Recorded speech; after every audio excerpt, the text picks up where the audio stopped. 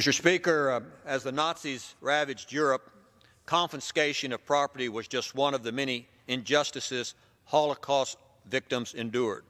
In the almost 75 years since World War II ended, helping to repair the wrongs inflicted by the Nazis by restoring the property of millions of people who had their lives torn apart has proven a difficult, challenging problem. In 2009, Holocaust-era Assets Conference addressed the ongoing injustices created by the Holocaust, including guidance related to restitution of property wrongfully seized. However, among the 46 signers to this declaration, including the United States, there were vast disparities in the degree into which the laws and policies of each country fulfill the principles to compensate survivors. This act will help hold governments accountable that have fallen short of their commitment to these important principles. This bill requires the State Department to assess the laws and policies regarding the return and or restitution for wrongfully seized Holocaust-era assets by countries that participated in the 2009 Holocaust-era Assets Conference, and states that in its sense of Congress, that the Secretary should continue to report to Congress on Holocaust-era assets. And I reserve the balance of my time. The gentleman reserves the balance of time. The gentlelady from Florida is now recognized. Thank you, Mr. Speaker. I recognize myself for as much time as I may consume. Without objection. Thank you. Mr. Speaker, I rise today to do something that I never would have thought that I would do in my time in Congress. I'm here to stand in opposition to a bill that purports to seek justice for Holocaust survivors. And anyone who knows just the slightest bit about my tenure in Congress knows how hard I have worked over the years in support of Holocaust survivors. I've held hearings on the plight of survivors. I've introduced bills to seek justice for survivors. I've pressed Germany to honor its obligation and its commitment to survivors and ensure that Germany take care of the health and home care needs of all survivors so that they may live out their remaining days in the dignity and comfort that they deserve. I have fought against those who deny the Holocaust, and I have spent countless hours speaking with and visiting with the many survivors that I have now come to know as dear friends, listening to their stories, hearing them recall the atrocities that they somehow managed to live through, and then hearing how even today, more than 70 years later, they still face the injustices of humanity's darkest period. In fact, it was Speaker Ryan who named me as one of the congressional members on the Holocaust Museum Board just last year, and I'm truly honored and humbled to have been named to this position. So I think my history of support for Holocaust survivors and their families is well established and well known, which is why I cannot, in good conscience, stand here before you, Mr. Speaker, and before my colleagues, before the American people, and before the Holocaust survivors who are listening, to offer my support for this bill. And with all due respect for my colleagues and their good friends, because I know that their hearts are in the right place, this bill is not what it purports to be. That's the problem. Let's start with the name, Mr. Speaker. Justice for uncompensated survivors today. Where is the justice, Mr. Speaker?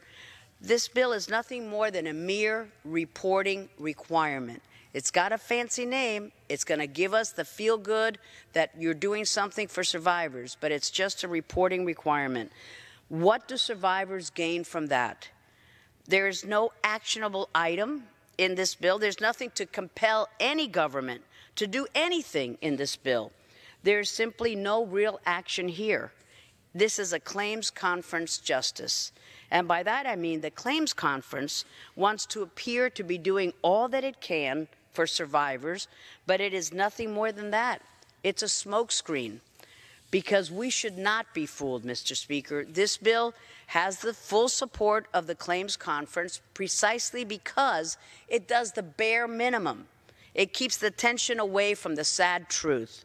What is the truth? That the Claims Conference has utterly failed full support of Holocaust survivors. There is no denying that the Claims Conference has a particularly checkered history. Its flawed process, its failure to support fully the Holocaust survivors' needs, its opposition to allowing survivors real justice, and of course, the embezzlement and fraud issues. There's no denying that this bill moves the needle not 1 inch closer to justice. It has a fancy name, but there is no justice. And just look at the time frame here, Mr. Speaker. The report is due in 18 months. And then what? And how many of the survivors will pass away before this report even gets issued?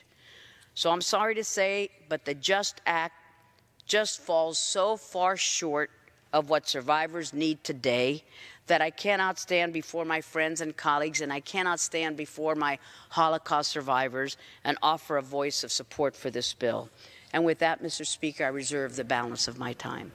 The gentlelady reserves. The gentleman from New York is recognized. Mr. Speaker, I rise in support of this bill and yield myself as much time as I may consume. The man is recognized. First, let me thank Senator Baldwin and Senator Rubio for their tireless efforts on behalf of Holocaust survivors and their heirs. I would also like to acknowledge the important work of my New York colleague, Congressman Joe Crowley, and Chris Smith, who introduced the House version of this legislation.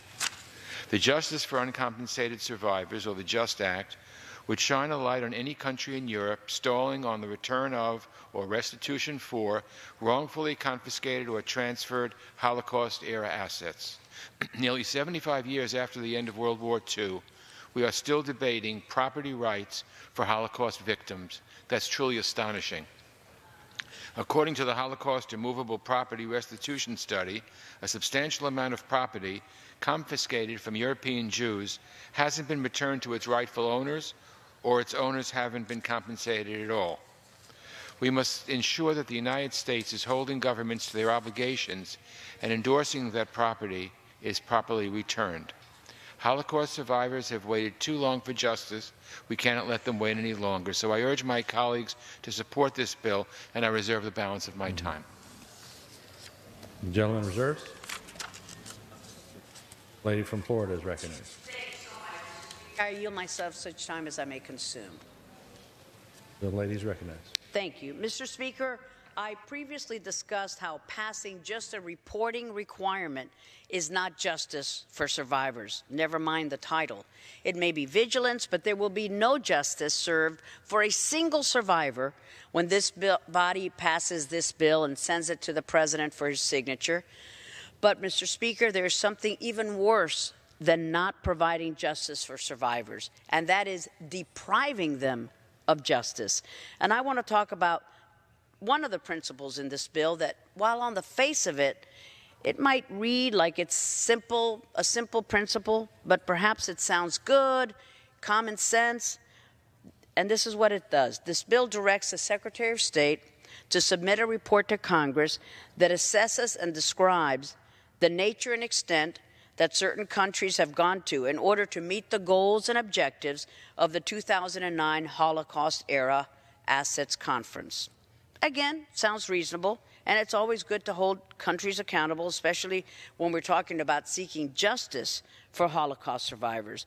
But one of the big flaws of the 2009 conference, and what this bill does by asking the Secretary to report on how governments are complying with these goals, is that it enshrines a principle of running out the clock on survivors. The principle, which is specifically highlighted in this bill, the JUST Act, is the notion that allowing governments to use the assets of heirless property claims to provide for other survivors' needs. Essentially, what this is saying to the governments that have claims against them or that have obligations to survivors that they must meet is, go ahead, stall as long as you can, wait them out, then use those assets to pay off your obligations. How long have survivors had to wait now, Mr. Speaker? Over 70 years. And the longer they wait, the longer those states which have obligations to survivors are allowed to stall, the less that these states will be on the hook for. Even worse, this rewards states for stalling. It compounds the injustice to survivors, using property and assets that were denied to survivors for over 7 decades to then pay off other survivors is sickening. Every survivor deserves justice, and that includes all who have lived through the unthinkable but are no longer with us today. This practice is nothing more than a smokescreen for Germany's and other claims conference failures to forthrightly provide for all survivors' needs. Let's think about it this way, Mr. Speaker. The Claims Conference will support the idea of using airless claims to provide for other survivors. Sure. But will the Claims Conference support the idea that survivors still being denied their justice by the insurance companies should be allowed to sue those insurance companies in federal court? Nope. And I wonder why that is. If my colleagues want to support this bill, and if they think that using airless property to pay for the needs of other survivors is the best we can get, then fine. But I challenge each and every one of you to believe that we can do more, we must do more, that we have a moral responsibility to do more for survivors. Surely, if we can tell governments in Europe that it's okay to benefit from their unwillingness to resolve the outstanding property claims against them for 70 years, then we can tell our survivors that it is okay for them to go to federal court and fight for their justice. I reserve the balance of our time. Gentlewoman reserves. From Texas is recognized. Mr. Speaker, I yield the remainder of my time to the gentleman from California, the chairman of the Foreign Affairs Committee, Mr. Royce, and I also ask unanimous consent that he control the remainder of that time. Objection. The gentleman from California is recognized. Thank you, Mr. Speaker. Let me thank the gentlelady from Florida, the chairman emeritus of our committee. Let me thank her for her tireless work advocating on behalf of Holocaust survivors. And let me say at the outset here that no one in Congress, no one in this Congress has done more to advocate on behalf of survivors than Eliana Ross-Lehtinen, and I believe that to be true through her entire tenure in this body. Let me also explain the thoughts as explained to us behind our Senate colleagues that put together the JUST Act. From their standpoint, from their vantage point, the JUST Act is a simple reporting requirement to assess the progress of signatories to the 2009 Terrorism Declaration on Holocaust-era assets and related issues. And the goal there, of course, was to fulfilling the principles in that declaration, and a lot of time and effort went into trying to leverage that, that agreement out of 46 countries that agreed to these principles. Now, here's the point. Here's where we have a difference of opinion. Of those 46 countries, some of them are falling short, woefully short of their commitments. Here's the conflict of visions. Some are saying, many are saying, look, we need to put pressure on them. The Senate unanimously came to the conclusion that a way to do that is with this bill. Because what the legislation does is to ensure that there is an accountability mechanism of checking adherence to the declaration principles and to make sure that it doesn't fall by the wayside by bringing accountability to those countries that don't. The injustices of the Holocaust, frankly, here today, those injustices are too many to name. And many are unaddressed in that declaration, and I concur from that standpoint. But at the same time, we need to continue pushing to right the full spectrum of these wrongs, but before us we have a bill which will bring much leverage.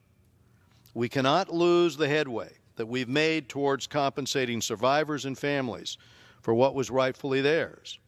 Our partners have already agreed to the restitution principles in the Declaration, a formal report that shows who has fallen short and how, it is argued by our colleagues in the Senate, would be a powerful instrument for the U.S. government to push for changes. From my standpoint, I understand the arguments being made by the Senate. It does not mean that we should not go forward to make other points. But the argument they make to us is, let's give the State Department the tools it needs to ensure accountability. This is an argument that on both sides of the aisle, the preponderance of members here, I think, concur with. So with that said, I'm going to yield back. I'll reserve the balance of my time. Gentleman from California Speaker, reserves. Gentlewoman from Florida is recognized. Thank you so much, Mr. Speaker. I recognize myself for as much time as I may consume. Gentlewoman is recognized. Thank you, Mr. Speaker. Earlier I spoke about survivors being unable to sue the insurance companies in federal court. How unjust that is. What a travesty. First, they were forced to suffer the inhumanity of the Nazis during the Holocaust, treated as outsiders. Worse than that, there really are just no words to adequately describe how Jews were treated during the Nazi time. And now, for so many, they continue to face injustices on a daily basis. You would think, Mr. Speaker, that those who endured and managed to make it here to America, home of freedom, democracy, respect for human rights, where everyone is meant to have equal rights, would not have to face the harsh truth that they are still being treated no better than second-class citizens. Imagine how survivors feel when they are told that in America, almost anyone can have their rightful day in court unless you're a Holocaust survivor with a claim against one of the big, rich, powerful insurance companies. In that case, you have no right to your justice. You have no day in court. You are prohibited from bringing justice to the courts. Countless survivors had valid insurance policies with insurance companies in Europe before the Holocaust. But when so many tried to make a claim on the policies of their loved ones, can you imagine what these companies told them? The insurance companies have asked Holocaust survivors to show their policies. Because as we all know, Mr. Speaker, the Nazis just let the Jews of Europe take all of their important documentation and their most cherished possessions with them before they were hauled off for extermination. Of course, that did not happen. Even worse, these big, rich, powerful insurance companies didn't just reject these claims due to the absence of policy documents.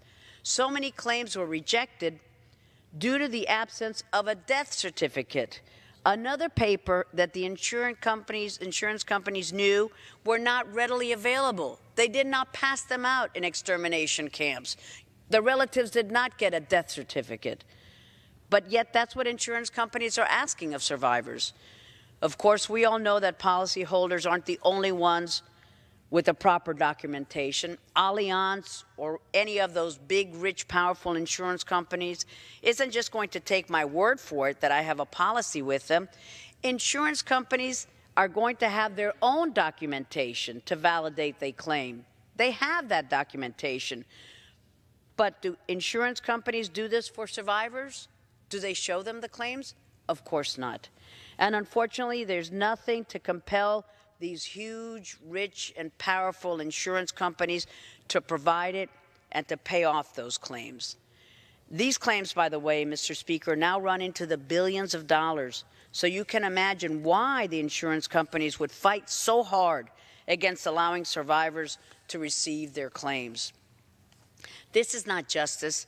This is just as immoral and as reprehensible as you can get. And these rich and powerful insurance companies should be held liable and they should be held accountable for these sins against morality and humanity. And that's the bill that we should be debating today. And that's why for years I've authored the Holocaust Insurance Accountability Act, H.R. 762, in this Congress. And I have worked side by side with so many survivors over the years who feel as if they are continuing to be victimized. And they ask me, why can everyone else get their day in court, like we're all entitled to, but not Holocaust survivors?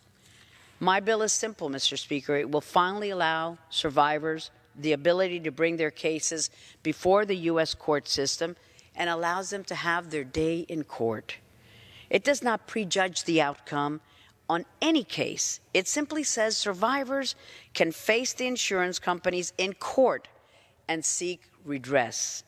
It will make the insurance companies open up their books and let the world know the truth. And if it is decided by the U.S. court system that these insurance companies have in fact been shirking their moral and legal responsibilities, then the appropriate course of action should be taken. But this cannot happen. These survivors cannot have their day in court unless we take steps to ensure that it can. If we are here today to talk about justice for survivors, as this bill is called, let's talk about real action.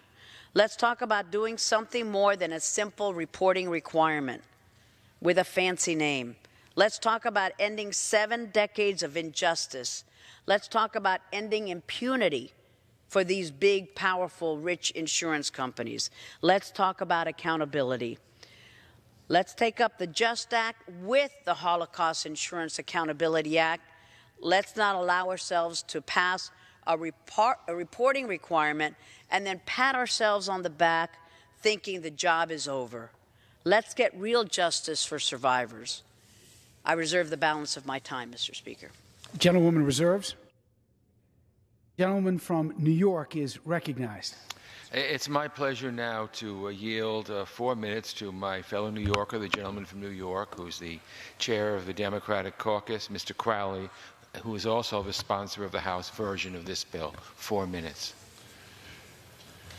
Gentleman from New York is recognized for 4 minutes. Mr. Speaker, thank you very much. I thank my friend and colleague, and I say friend from the Bronx, New York, Mr. Engel. He's been a true friend for many, many, many years. I thank him for yielding me this time. Mr. Speaker, I rise in full support today of S447, the Justice for Uncompensated Survivors Act. This important measure has already unanimously passed the Senate. Senator Tammy Baldwin has worked hard on this issue on a bipartisan basis, and I'm proud to have introduced the House version, as has been mentioned, along with my colleague from New Jersey, Mr. Smith. I appreciate the efforts of the chairman and the ranking member here in bringing the bill to the floor. I was first approached about the lack of justice still facing Holocaust survivors by a gentleman from Queens, New York, Yehuda Evron. I'm sorry that he cannot be here today to watch this debate, as he has spent a lifetime helping those who endured and escaped horrific atrocities during the Holocaust. Yehuda has been an incredible campaigner for Holocaust survivors, along with his wife, Leah, who lived in a ghetto under a false identification and joined others in hiding with resistance fighters. It was Yehuda and the World Jewish Restitution Organization who shared with me an ongoing indignity that Holocaust survivors still face to this very day: the inability to reclaim property unlawfully seized during the Holocaust. This is property that, if restored, could have a significant impact for the far too many Holocaust survivors living in poverty today. It may shock some to hear that here in the United States, 1/3 of the Holocaust survivors, 1/3, live at or under the poverty line. That's despicable. Some survivors are so poor they sometimes have to choose between food and medicine. Their stories put in stark relief the lifelong impact the Holocaust had on an entire generation of survivors and their families. That's why it's so important that in 2009, the United States, Israel, and 45 other countries signed the Terezin Declaration on Holocaust-era assets and related issues. In that important measure, countries pledged to take steps to return assets looted by the Nazi government and others. 9 years later, this is still work to be done. The JUST Act urges countries to keep their commitments to restitute wrongly taken Holocaust-era assets, and it will continue to shine a light on the ongoing struggle of Holocaust survivors to reclaim the property that is rightfully theirs. If you walk out the front door of this building and head down the street, you'll find yourself at the United States Holocaust Memorial Museum. It's a powerful institution and one that reminds us not only of the heroic role played by the United States during World War II, but also the tremendous suffering faced by the Jewish people and all victims of the Holocaust. For me, it is also a reminder that if we can take steps to try to right more of the wrongs committed during the Holocaust, we should take the opportunity to do so, and I believe that this bill is an opportunity to do that. I have the utmost respect for the gentlelady from Florida, Mr. Speaker, Ms. Ross-Leighton.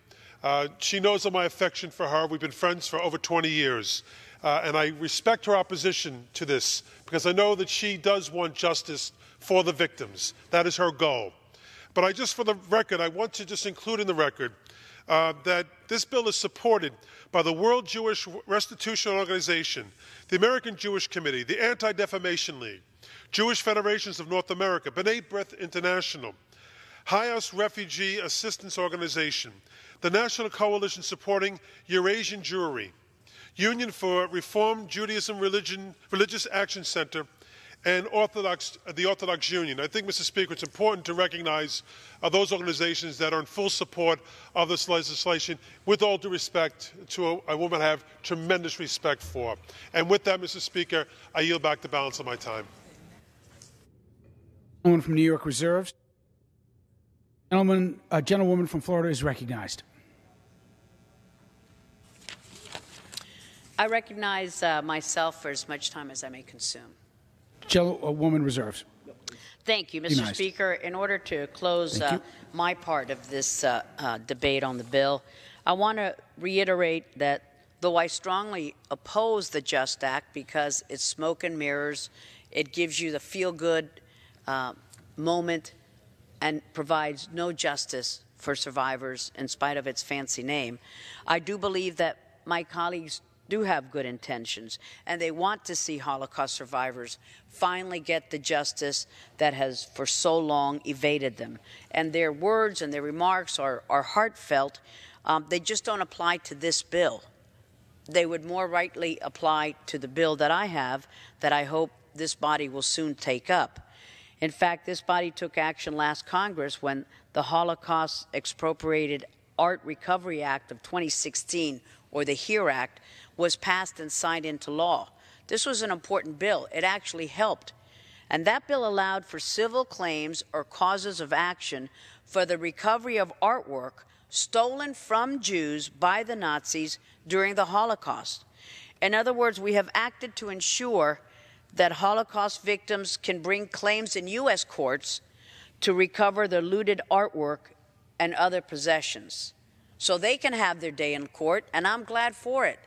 If you lost a famous painting and there have been movies and books written about them, you can have your day in court. That's wonderful. But since HERE was passed, the Holocaust Expropriated Art Recovery Act, HERE, it has already been cited in several cases and has been applied by the Ninth Circuit Court to revive a previously dismissed Nazi-era art case. It's great.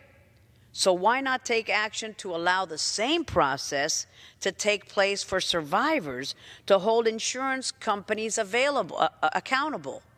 So if you had your artwork looted by the Nazis, you can have your day in court. But if the Nazis have destroyed your life and you had an insurance company policy, you do not have the right to take that case to court. It doesn't make sense. So, Mr. Speaker, we're here today to debate justice for uncompensated survivors of the Holocaust. A simple reporting requirement isn't going to do that.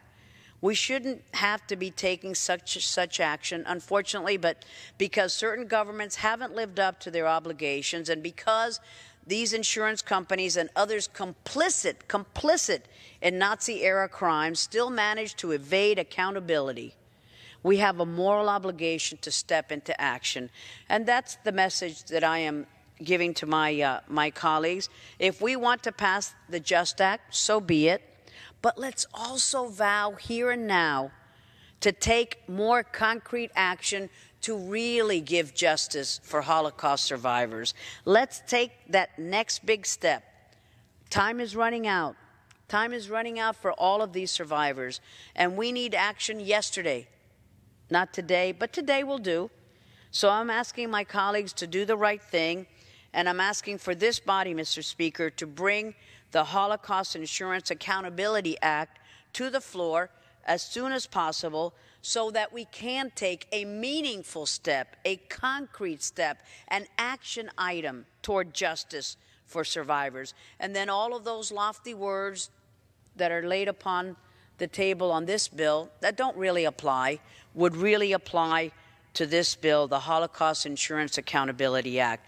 We owe it to the survivors. We owe it to their families. And with that, Mr. Speaker, I yield back the balance of my time. Gentlewoman yields. Recognize the gentleman from California. Gentleman reserves. Chair recognizes the gentleman from New York.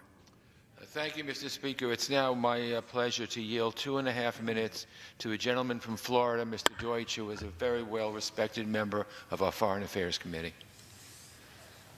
Gentleman is recognized for 2.5 minutes. Thank you, Mr. Speaker, and I thank my friend, Ranking Member Engel, for his hard work on this bill and for yielding, and I thank Chairman Royce as well. I want to thank the many members of Congress who have shown their unyielding commitment to caring for Holocaust survivors and ensuring that their needs are met, including the co-sponsors of this bill, and of course to the House bill sponsor, Congressman Crowley and Congressman Smith. I would also like to take this opportunity to thank my friend and colleague, Ileana Ross-Lehtinen, for her tireless efforts throughout her career on behalf of Holocaust survivors in our own community in South Florida and everywhere they live. 2 weeks ago, after we marked Yom HaShoah, it is fitting that Congress would consider this bill, and I hope that the world is watching, because every year that we move away from the horrible atrocities of the Holocaust, we lose more and more survivors. The people who survived Auschwitz, Treblinka, Sobibor, and other Nazi death camps, people who survived the attempted genocide against them, where 6 million Jews perished. We must remember that every single victim, those who perished and those who survived, had a story. They had homes, they had businesses, family heirlooms and personal possessions, and as the Nazis stormed through Europe to wipe out European Jewry, they stole everything they could as they sent Jews to their deaths. And while no amount of money will ever erase these horrors, these survivors, their families, and their heirs deserve compensation for confiscated property, including Jewish communal, private, and heirless property. In 2009, the United States joined 46 other countries and agreed to the Terrorism Declaration on Holocaust-era assets. This was a commitment by these countries to provide for the restitution of confiscated property, but 9 years later, many European countries have still failed to meet their commitments in this agreement. Some countries still haven't passed legislation to create a system for private property restitution, and we should call out their failures. But as we speak, thousands of survivors are in need of immediate and urgent care and assistance. I am proud to represent a large community of survivors, and I see their critical needs going unmet day after day.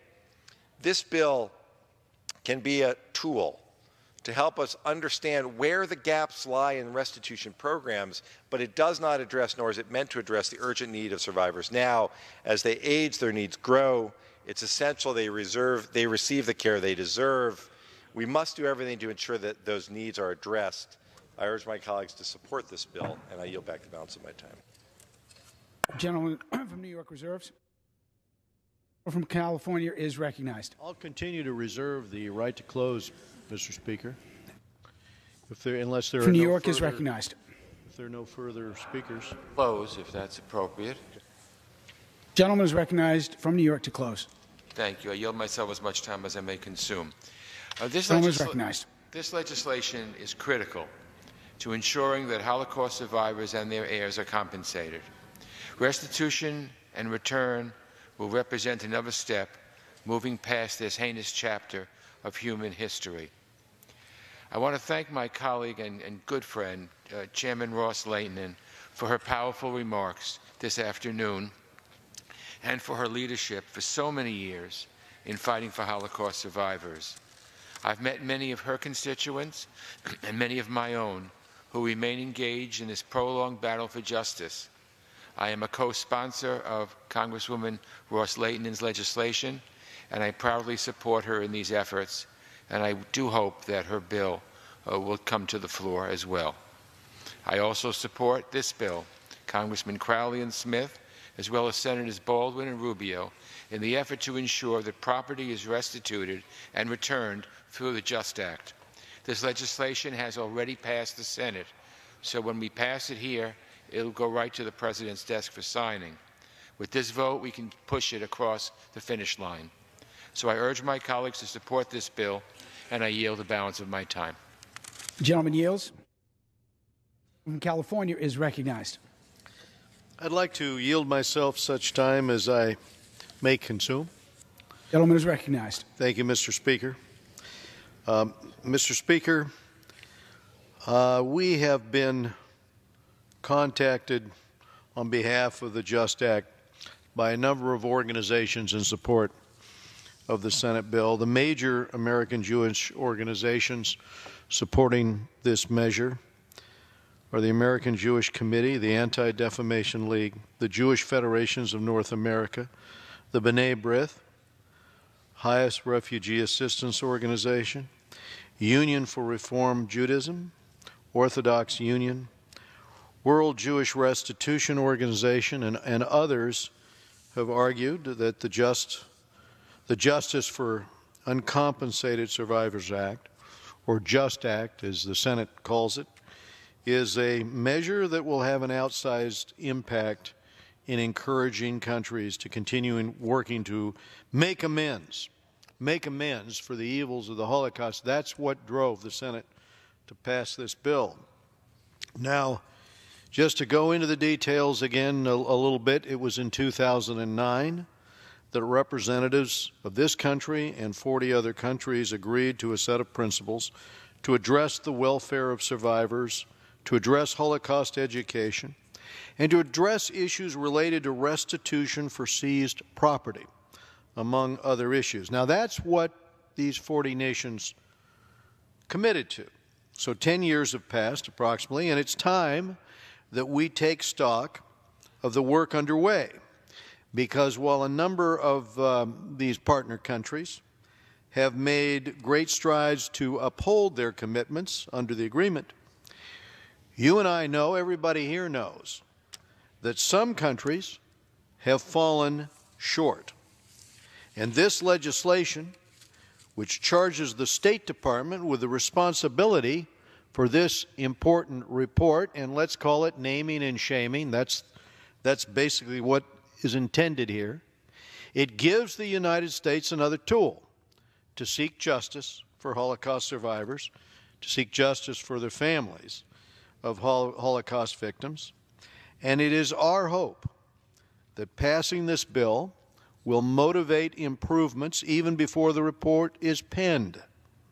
Already we've seen some of these countries overseas renew their engagement on this issue, and that's the leverage that we want to deploy. You know, it is a devastating issue to even begin a discussion because we can never compensate Holocaust survivors truly for the unbelievable horror and devastation that they suffered. But from the perspective of most of the organizations that have talked to us about the bill, their point would be we can try to restore what is rightfully theirs, and part of the trying from their standpoint is to shed light on the efforts or lack thereof that other countries are making. And this bill does that. It unanimously passed the Senate for that reason. And I yield back the balance of my time and thank all of the members here who participated today in the debate over this very difficult issue. Gentleman yields. The question is, will the House suspend the rules and pass Senate 447? Those in favor say aye. Those opposed, no. In the opinion of the chair, 2/3 being in the affirmative, the rules are suspended, the bill is passed, and without objection, the motion to reconsider is laid on the table.